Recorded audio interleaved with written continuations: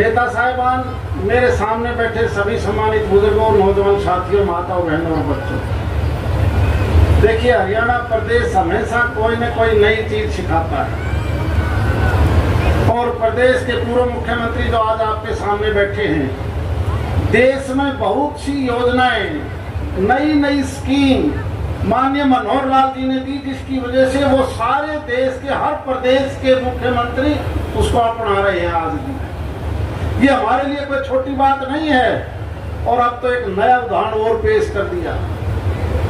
वरना कोई भी मुख्यमंत्री कुर्सी छोड़ना कोई नहीं चाहता। बुढ़ापे में नहीं कहता छोड़ न बाद में बैठाऊंगा, ये तो मन सांस आवे।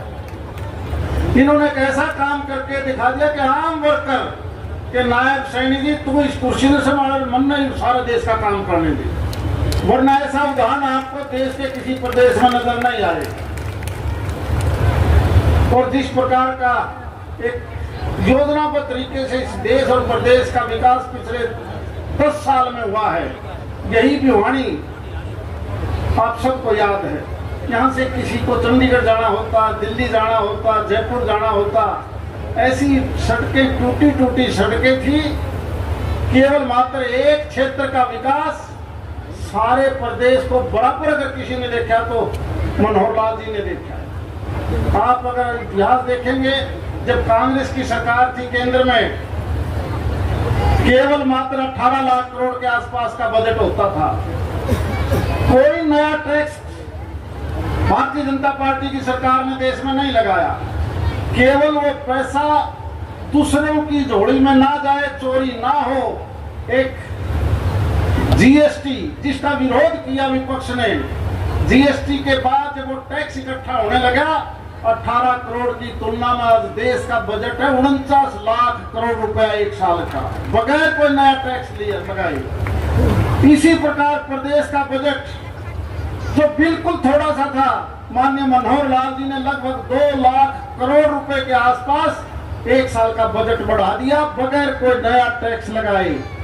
और उसी 49 लाख और 31 लाख 18 लाख का अगर आप अंतर देखोगे तो एक साल में 31 लाख करोड़ रुपया बचता है देश की सरकार का। और उसी 31 लाख करोड़ से सड़कें, रेल का काम, पानी का काम, जहाज का काम, डिफेंस का काम, मेडिकल कॉलेज, और अगर इस पेंशन की बात करें, इस प्रदेश का जितना डेवलपमेंट का बजट होता था, योजना का बजट होता था, उससे ज्यादा तो मनोहर लाल जी बुजुर्गों को सम्मान पेंशन देते हैं। सम्मान पेंशन याद करो, कांग्रेस के जब सरकार गई, मुझे भी याद है, अगस्त का महीना 2014 का पेंशन मिलती थी मात्र 650 रुपए। आखिरी महीने में एक महीना जरूर उन्होंने 1000 रुपया दिया। आज तो 3000 रुपए दे रहे हैं मनोहर लाल जी, 3000 रुपए पर मंथ। और जिस तेजी से इस पैसे से काम हुआ है, और अभी तो ये शुरुआत है। माननीय प्रधानमंत्री जी बार बार कहते हैं कि देखना आने वाले 5 साल के बाद, क्योंकि 2047 तक हमने देश को विकसित देश बनाना है और उसके लिए मात्र 23 साल हमारे पास बचे हैं। इस 23 साल के अंदर ये देश यूरोपियन कंट्रीज और अमेरिका को भी छोड़ के आगे चला जाएगा। जहाँ हर प्रकार की सुविधा हम केवल सुनने को मिलती थी, आज यही हिंदुस्तान और हरियाणा प्रदेश, और जिस तेजी से कई मामलों में काम किया है, मैं दलाल साहब को भी बधाई देता हूँ। एग्रीकल्चर सेक्टर में जो इन्होंने स्कीम बनाई, उसका फायदा इस प्रदेश के किसान को बहुत तेजी से मिलेगा। और मुख्य माननीय मनोहर लाल जी को इसलिए बधाई देता हूँ, इन्होंने जिस प्रकार से सिस्टम बनाया है इसी लोकसभा क्षेत्र में, ये चाहे दिसंबर गांव इसका बेशक खरक हो, हल्का बेशक बवानी खेड़ा हो, रवा तो यूं भी बहनी साथ देना। एक भिवानी जिले से मंत्री ये जयप्रकाश दलाल जी, जिसको सारा खजाना की चाबी सौंप दी, ले भाई या चाबी तू पकड़ी। और जो सही महकमे थे, नहर का महकमा मिला तो भिवानी महेंद्रगढ़ लोकसभा के डॉक्टर अभय सिंह यादव को दे दिया, पीने का पानी दे दिया तो बनवारी लाल को दे दिया जो नारनौल के हैं। और सड़क भी अगर नई बनानी है, पुरानी ठीक करनी है, तो भी बनवारी लाल को दे दिया। तो इसी में पार्लियामेंट के नारनौल के रहने वाले हैं। इसलिए हम आपको बहुत बहुत आपका केवल आभार नहीं, बल्कि आने वाले समय में हम ये मान के चलते हैं तो नेक्स्ट 5 साल हरियाणा प्रदेश को आप जो दे रहे हो, ये हरियाणा हिंदुस्तान का नंबर 1 प्रदेश बन के दिखा देगा। ये दलाल साहब गलत नहीं कह रहे थे। इस बार तो केवल मुकाबला ये है कि कौन सी सीट पर ज्यादा वोटों का मार्जिन आएगा। पिछले चुनाव में करनाल हमारे नंबर 1 पर था, 2 पर फरीदाबाद और 3 पर भिवानी महेंद्रगढ़ 4.5 लाख के आसपास की जीत थी। अब केवल यहाँ की लोग जनता केवल एक बात के लिए पुरजोर कोशिश करेगी आपके आशीर्वाद से कि हम तीनों में से नंबर 1 पर कैसे आए। आपका बहुत बहुत धन्यवाद। जय हिंद। धन्यवाद चौधरी धर्मवीर सिंह जी। भारत माता की धन्यवाद। आज इस चुनावी रैली में हमारे बीच में उपस्थित हरियाणा प्रदेश के बहुत ही 2014 में जिन्होंने कमान संभाली थी और 9.5 साल के दरमियान प्रदेश को आगे ले जाने का काम किया, पूरे देश भर में 5वें नंबर पर इस हरियाणा प्रदेश को ले जाने का काम जिन्होंने किया, हमारे बीच में उपस्थित श्री मनोहर लाल जी और हमारे बीच में वित्त मंत्री जेपी दलाल जी, जिनको हम सीधी भाषा में खजाना मंत्री भी बोल सकते हैं। हमारे बीच में तीसरी बार भिवानीगढ़ महेंद्रगढ़ लोकसभा से उम्मीदवार चौधरी धर्मवीर सिंह जी, भिवानी के प्रभारी विधानसभा के हमारे साथी लक्ष्मण यादव जी, विधायक कौशली, जिला के बहुत ही जुझारू कर्मठ जिलाध्यक्ष मुकेश गौड़ जी, पूर्व जिलाध्यक्ष एडवोकेट शंकर धूपड़ जी, जिला महामंत्री हर्षवर्धन मान और रेणु डामरा जी जो हमारे बीच में है, रोहतक से यहाँ की ड्यूटी लगाई है।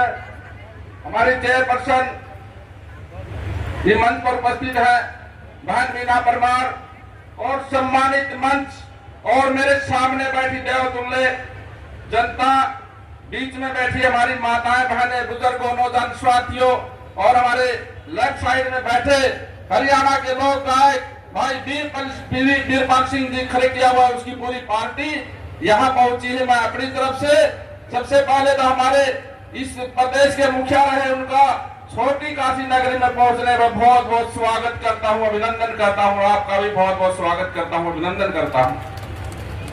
मेरे को सिर्फ 2 मिनट बोलने के लिए कहा गया है, 2 मिनट में मैं अपनी वाणी को विराम दूंगा।